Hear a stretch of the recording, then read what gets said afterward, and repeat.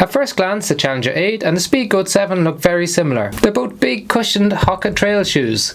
They've both had big updates this year, and they're both designed for longer trail runs. So it would be easy to assume that they do basically the same job. But once you start running in them, you soon realise that they're built for completely different types of trails. There are at least 5 big differences between them, and by the end of the video you'll know which one is the best one for you. So let's start with the first thing that you'll notice. Well, we had a big upgrade in the Challenger 8, so we have a lot more cushioning with 42mm in the rear foot and an 8mm drop. Now despite that extra cushioning, it's not as soft as you might think it would be, so it's still relatively firm underfoot. That means that it's quite controlled, very predictable underfoot, especially on rolling hills, on flatter sections or gentle inclines.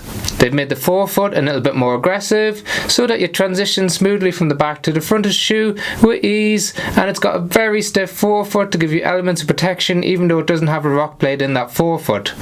Now the Speedgoat had a complete overhaul as well. We now have the new Super Critical EVA foam in it, which is a lot bouncier, a lot more energetic, and it was a really good upgrade as the Speedgoat 6 was very firm, very flat, and very predictable overall. So not very enjoyable if you're spending long miles or a lot of hours in the shoe.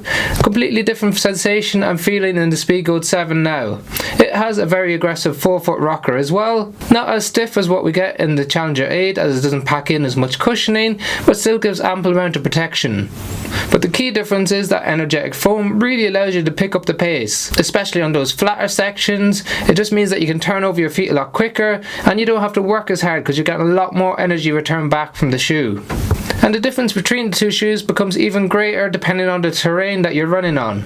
The Challenger has 4mm lugs, has a wider base of support, which means that on gravel paths, light trails or moderately technical trails, this is where it thrives.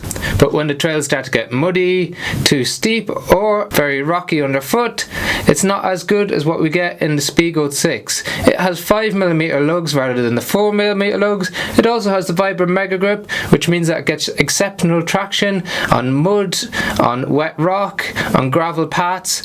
Every type of terrain, it's going to give you lots of grip underneath your foot. So the Challenger 8 does a really good job at handling moderate technical terrain, whereas the Speedgoat 7 does an exceptional job on those more technical downhill descents or on those deep muddy paths. Now downhill confidence is something that people don't really think about a lot, but it really matters on the trail. And the reason I'm bringing this up is that the Speedgoat 7 had a massive change to the heel bevel, which has now become split or decoupled at the back of the shoe. Now it sounds very technical, but it plays a really important role when you're hitting the ground, especially on uneven surfaces. It helps absorb that impact and give you a nice smooth transition from the back to the front of the shoe. So very subtle but very welcome upgrade compared to the Speedgoat 6. Whereas the Challenger 8 doesn't have that decoupled heel, which means that it's more favourable or enjoys those easier technical terrains, especially when you're going downhill. It can handle some leaves and some muddy ground, but it just doesn't give you that confidence on the foot that you get from the Speedgoat 7. Now in terms of stability, we've got larger sidewalls and that broader base on the Challenger 8, so the firmer cushioning gives you that better ground contact feel, even though you have lots of cushioning underneath. So it's more of a stable neutral, whereas the Speedgoat 7 is that kind of classic neutral shoe. On top of the shoe, they were overhauled as well. So we have more of a abrasive upper with a cage for locking down the midfoot on the Speedgoat 7. It has a lot more protection and rubber around the front of the toe box, so it gives you a little bit more protection if you kick a root or a branch. However, it's not giving you that complete rigidity, so it's not foil proof. In contrast to that, we've got a very flexible, more engineered mesh style on top of the HOKA Challenger 8, which means that you don't get as much protection. It's also slightly tapered in the toe box, wider than what we saw in the Challenger 7, but still not as wide as what we get in new shoes like the Chibuco 14. So both shoes taper in the toe box, which is not ideal, but the lockdown on both of them is really good in the midfoot, slightly better on the Speedgoat 7.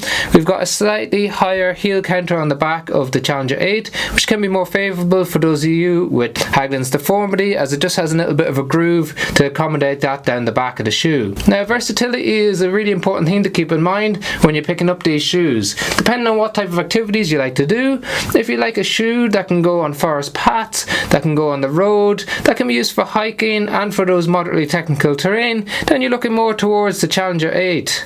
If you're looking for a more energetic, speedy, long trail run shoe that can handle all sorts of terrain, then you're looking more towards the Speedgoat 7. So they're two exceptionally good shoes. But let me know your thoughts in the comment section below of which one you prefer to pick up. Do you have any questions on them? We've got links to both of them in the description if you want to check out the latest price on Amazon. And otherwise, if you haven't subscribed but you watch regularly, please do, as it makes a massive difference to the channel.